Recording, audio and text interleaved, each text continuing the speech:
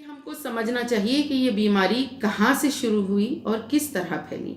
तो चाइना का जो एक शहर वुहान है, वहाँ से ये बीमारी शुरू हुई।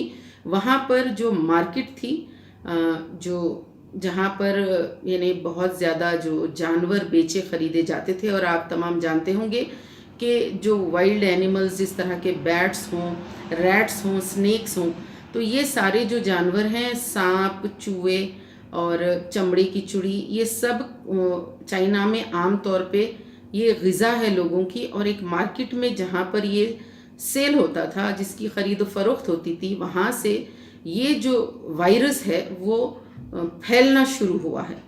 और विंटर का जो सीज़न था, दिसंबर का महीना था, तो बहुत जल्दी वो उस इलाके में बहुत तेज़ी के साथ फैल भी गया। और जिन लोगों को मुतासिर किया, वो इतनी ज़्यादा शिद्दत से उनको मुतासिर किया कि काफ़ी लोगों की अमवात हो गई। इब्तिदा में तो डॉक्टर्स ये समझ रहे थे कि शायद ये कोई रेस्पिरेटरी डिजीज़ है, यानी कि कोई फेफड़े की बीमारी है, लेकिन जब तक ये पहचान सके उस वक़्त तक काफ़ी लोगों की जान जा चुकी थी और बहुत दूर तक ये बीमारी फैल गई थी। तो उन लोगों ने जो पहली एहतियाती तदबीर की कि तमाम लोगों को अपनी जगह रोक दिया, जो लॉकडाउन है।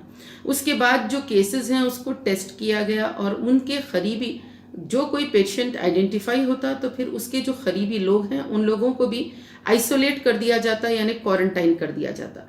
इस तरीके से दिसंबर, जनवरी, फरवरी तक गुज़िश्ता 3 महीनों में इस बीमारी पर चाइना अपना काबू पा चुका है, और अब वहाँ पर ज़्यादा अमवात हो नहीं रहे हैं। लेकिन क्योंकि लोगों की ट्रैवलिंग होती है, तो एक मुल्क से दूसरे मुल्क लोगों का जो सफ़र करना है, उसकी वजह से अब ये पूरी दुनिया में ये बीमारी फैल चुकी है। अब तक 202 ममालिक में ये फैल चुकी है, इसीलिए इसे पेंडेमिक कहा जाता है। तो हम लोगों को ये समझना चाहिए कि ये बीमारी अगर किसी पर्सन को हो, किसी फ़र्द को हो, तो 14 दिन का इसका एक इंक्यूबेशन पीरियड होता है। यानी अगर किसी पर्सन को, फ़र्द को बीमारी से यानी इन्फेक्शन हो जाए, यानी वो कांटेक्ट में आए ऐसे फ़र्द से जिसको ये बीमारी है, तो फौरी तौर पर अलामत नहीं आती। कभी दूसरे दिन भी आ सकती है, 5वें दिन भी आ सकती है। आम तौर पर दूसरे दिन और 5वें दिन में अलामतें ज़ाहिर होना शुरू होती हैं। लेकिन 14 दिन का इंक्यूबेशन पीरियड है कि 14 दिन में वो अलामतें सारी ज़ाहिर होती हैं, जिससे ये पता चले कि ये शख्स को ये बीमारी हुई है।